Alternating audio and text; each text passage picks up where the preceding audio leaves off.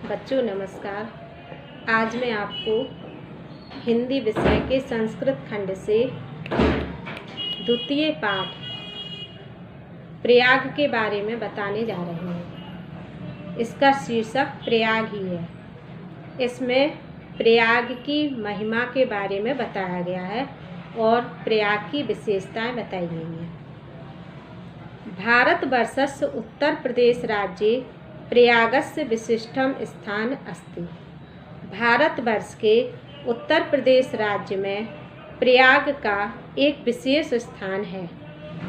अत्र ब्राह्मण्याः प्रकृष्टयागकरणात् अस्य नाम प्रयागः अभवत्। यहाँ पर ब्राह्मणों के द्वारा विशेष यज्ञ कराए जाने के कारण इसका नाम प्रयाग हुआ। प्रकृष्ट माने विशेष या श्रेष्ठ।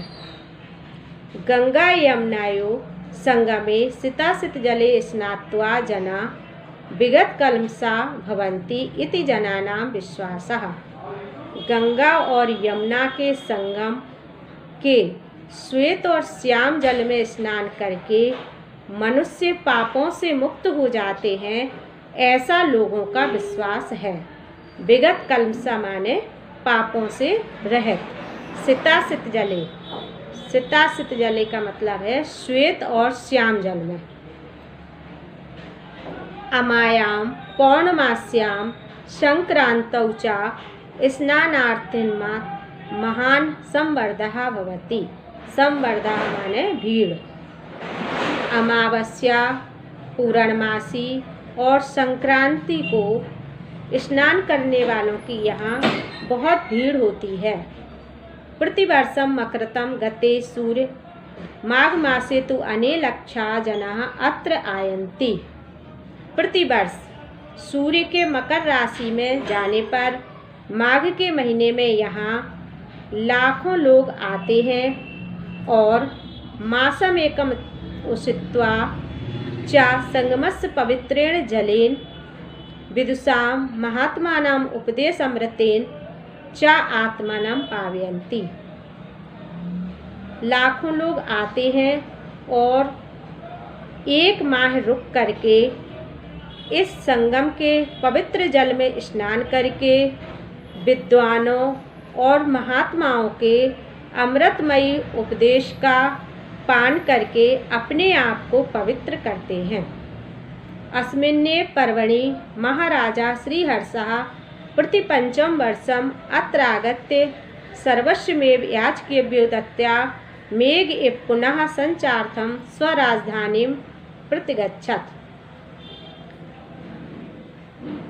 अस्मिन्नेव पर्वणि, इसी पर्व पर महाराज श्रीहर्ष प्रति 5वें वर्ष यहाँ आकर के अपना सब कुछ याचकों को दे करके सूर्य के समान, मेघ एव पुनः बादलों के समान पुनः संचित करने के लिए अपनी राजधानी चले जाया करते थे।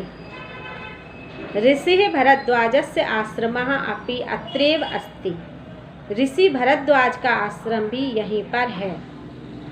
यत्र पुरा 10,000 विद्यार्थिनः अधीतना आसन्। प्राचीन काल में यहाँ 10,000 विद्यार्थी अध्ययन के लिए आते थे। पितुः आज्ञा पालयन् पुरुषोत्तमः श्रीरामः अयोध्यायाः वनं गच्छन्। कुत्र मया वस्तव्यम् इति पृष्टुम् अत्रैव भरद्वाजस्य समीपम् आगतः। पिता की आज्ञा का पालन करते हुए पुरुषोत्तम राम भी अयोध्या से वन को जाते हुए मुझे कहाँ रहना चाहिए, यह पूछने के लिए यहीं पर भरद्वाज के आश्रम में आए थे। चित्रकूटमेव त्वनिवास योग्यम उचितम स्थानम इति तेनादिष्टसीता रामः लक्ष्मणेन च सह चित्रकूटम अगच्छत्। चित्रकूट ही तुम्हारे रहने योग्य स्थान है। इस प्रकार उनके आदेशानुसार ही राम, सीता और लक्ष्मण के साथ चित्रकूट आ गए थे। पुरा वत्स नामेकम समृद्ध राज्य आसीत्। प्राचीन काल में वत्स नाम का एक समृद्धशाली राज्य था। अस्य राजधानी कौशाम्बी इतः नातिदूर वर्तते। इसकी राजधानी कौशाम्बी यहाँ से अधिक दूर नहीं है। अस्य राजस्य शासका महाराजा उदयनः वीरा अप्रतिसुंदरम ललित कलाभिष्ट आसीत्। यहाँ का राजा शासक महाराज उदयवीर अत्यधिक सुंदर और ललित कलाओं के ज्ञाता थे। यमुना तटे आधुनिक सुजावन ग्रामे तस्य सुयामन प्रसादस्य ध्वंसा विशेषः तस्य सौंदर्यानुराग ख्यापयन्ति। यमुना के किनारे आज भी सुजामन नामक ग्राम में सुयामनु नाम के महल खंडहर के रूप में उनके सौंदर्य का राग गा रहे हैं, अर्थात वहाँ की सुंदरता का बखान कर रहे हैं।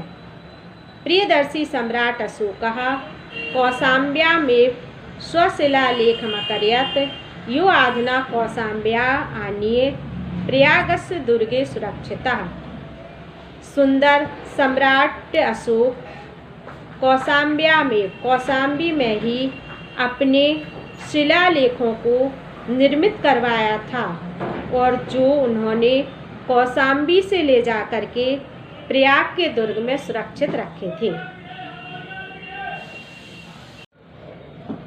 गंगायाः पूर्व पुराण प्रसिद्धस्य महाराजस्य पुरुर्वः राजधानी प्रतिष्ठानपुरम झूसी इति आधुनिक नामना प्रसिद्धम अस्ति। गंगा के किनारे पुराणों में प्रसिद्ध महाराज पुरुरवा की राजधानी प्रतिष्ठानपुर, जो यहाँ से अधिक दूर नहीं है, झूसी के नाम से प्रसिद्ध है। यस्य प्रतिष्ठा अद्यापि विदुषाणां महात्मानाश्च स्थित्वा अक्षुण्यः। इसकी प्रतिष्ठा आज भी विद्वानों और महात्माओं के निवास स्थान के कारण आज भी अमर है। इतिहास प्रसिद्धा नीति पुराणा मुगल शासकः अकबर नामा दिल्ल्या सुदूरे पूर्वस्यां दिशि स्थित्यो कड़ा जौनपुर नामक्यो समृद्ध्यो राज्यो निरीक्षणं दुष्करं विज्ञाय तयोर्मध्ये प्रयागे गंगा यमुनाभ्यां परिवृतं तृणं दुर्गम अकारयत्। गंगा प्रवाहस्य रक्षणाय विशालं बांध्यम् अकारयत् यो अधुनापि नगरस्य गंगायास्य मध्ये सीमा एव स्थितो अस्ति। इतिहास में प्रसिद्ध नीति में चतुर मुगल शासक अकबर दिल्ल्या सुदूरे पूर्वस्यः, दिल्ली से दूर पूर्व दिशा में स्थित कड़ाजौन नाम के समृद्ध राज्य का निरीक्षण कठिन जान करके तयोर मध्य प्रयागे गंगा यमुना, उन दोनों के बीच प्रयाग में स्थित गंगा और यमुना के बीच परिवृतम दृढ़ दुर्गम अकारयत्। गंगा और यमुना की सीमा से घिरा हुआ मजबूत किला बनवाया था और गंगा प्रयास्य रक्षणाय, गंगा के प्रवाह से उसकी रक्षा के लिए विशाल बांध बनवाया था।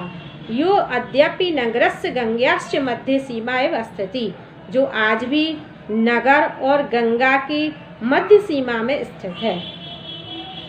अयमेव प्रयागस्य नाम स्वकीयस्य इलाही धर्मानुसारेण इलाहाबाद इति अकरोत्। और उन्होंने ही इस प्रयाग का नाम अपने इलाही धर्म के अनुसार इलाहाबाद रखा था।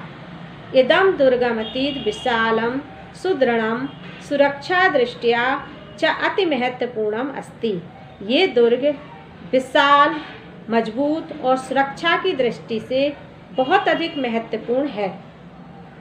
भारतस्य स्वतंत्रता आंदोलनस्य इदं नगरम प्रधान केंद्रम आसीत्। भारत की स्वतंत्रता आंदोलन के लिए यह नगर प्रधान केंद्र था।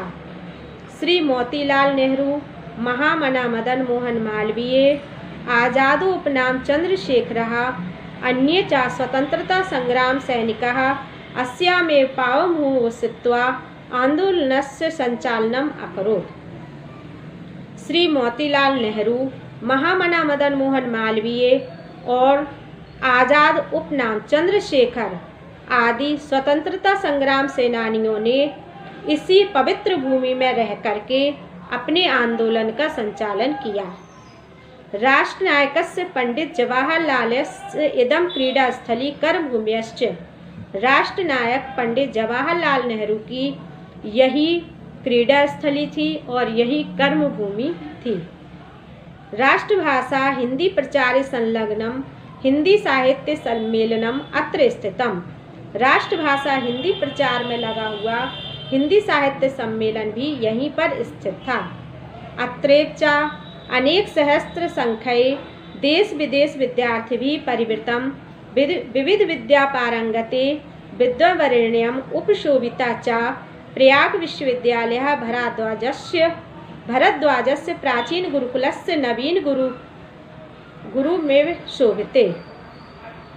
यहीं पर सैकड़ों की संख्या में देश विदेश के विद्यार्थियों से घिरा हुआ और अनेक प्रकार की विद्याओं में निपुण विद्वानों से घिरा हुआ सुशोभित प्रयाग विश्वविद्यालय भरद्वाज का प्राचीन गुरुकुल आज नवीन रूप में सुशोभित हो रहा है।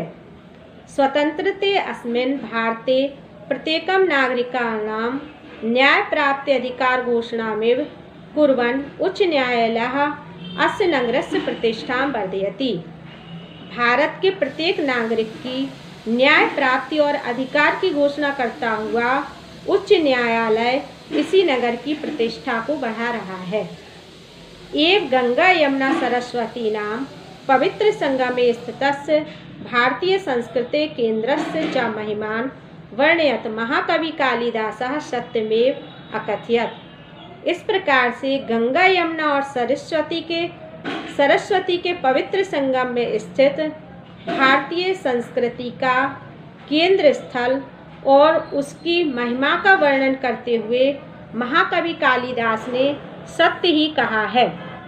समुद्र पतन्योर्जलमसन्निपाते पूतात्मनात्र किलाभिषेकात् तत्त्वबोधेन विनापि भूयस्तनुत्यजां नास्ति शरीर बंधा।